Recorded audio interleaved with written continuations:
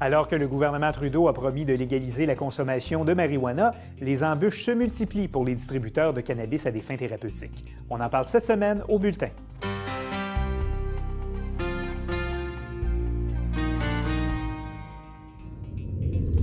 On discute des enjeux légaux autour de la distribution de cannabis à des fins thérapeutiques avec le représentant d'une clinique médicinale de Montréal.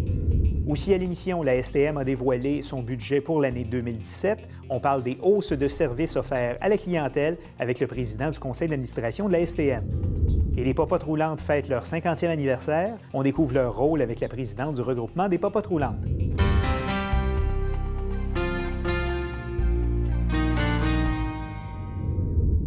Bonjour, ici Louis-Martin McArdle et bienvenue au Bulletin. Alors que des consultations sont en cours sur une possible légalisation de la marijuana à des fins récréatives, les distributeurs de cannabis à des fins médicales opèrent dans une zone grise d'un point de vue légal. Alors que des patients se font prescrire par des médecins de la marijuana, il peut être illégal de s'en procurer auprès de distributeurs montréalais ayant pignon sur rue. Alors, pour nous expliquer les difficultés qu'ils vivent, nous recevons Mike Sandev. Il est de la clinique médicale La Croix-Verte. Monsieur Sandev, bonjour. Bonjour. Bienvenue au Bulletin. Merci.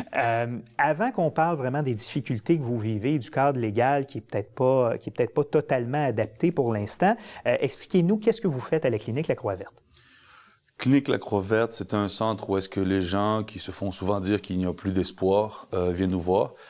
On revise généralement leur dossier et on essaie de trouver des nouvelles solutions qui sont peut-être un petit peu hors du cadre de la médecine conventionnelle. Voilà. Donc, et parmi les choses que vous faites, il y a la distribution de cannabis à des fins médicales pour des gens qui ont une prescription du médecin. C'est bien ça? Une des raisons pourquoi on existe, c'est quand, par exemple, moi j'ai l'épilepsie, puis j'ai eu la chance et l'opportunité de pouvoir me fournir moi-même en cannabis médical.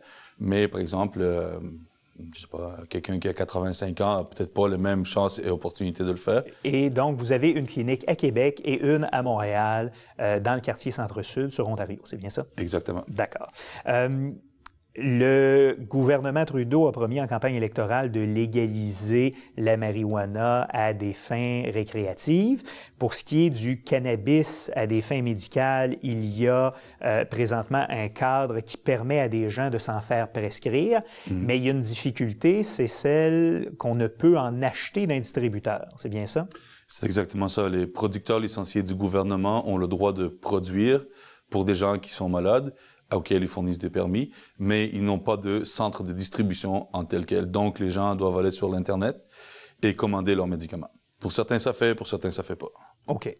La clientèle que vous desservez, à quoi ressemble-t-elle? Généralement, en moyenne de 50 à 80 ans. Des gens qui ont des maladies chroniques? Ah oui, le cancer, VIH, plusieurs autres. Généralement des cas assez graves, des gens qui ont eu des graves accidents ou des enfants qui sont nés quadraplégiques ou catatoniques, qui ont jamais réussi à manger, qui ont été Quelles difficultés avez-vous présentement dans vos opérations? Parce que vous êtes dans une situation un peu particulière où, de ce que j'en comprends, la Cour permet à des gens de se procurer ou de consommer du cannabis à des fins thérapeutiques, ne permet pas à des cliniques comme la vôtre d'en vendre. Donc, vous vous retrouvez dans une genre de zone grise. Est-ce que vous avez des difficultés de la part des services de police, de la part de la justice par rapport à ce que vous faites? Il y a une ligne qui doit être faite dans la question que vous posez, c'est que les dispensaires ou cliniques de cannabis médical qui opèrent au travers du pays sont des fois infiltrés par des gens qui veulent simplement se déguiser en dispensaire ou en clinique médicale pour pouvoir tout simplement vendre du produit. Et il y a ceux qui prennent ça au sérieux, comme par exemple, nous, on a des infirmières, on a un technicien en diététique, on a un herboriste, on a plusieurs autres métiers qui sont diplômés, qui sont là à la clinique pour justement essayer d'aider les gens qui sont malades ou qui ont une condition plus grave que d'habitude. OK. Et selon vous, dans un éventuel cadre de réglementation, le gouvernement Trudeau doit recevoir bientôt un rapport là, qui va être déposé auprès du Conseil des ministres sur justement toute l'industrie, disons, du cannabis médical et les répercussions que pourrait avoir la légalisation de la consommation de cannabis à des fins récréatives.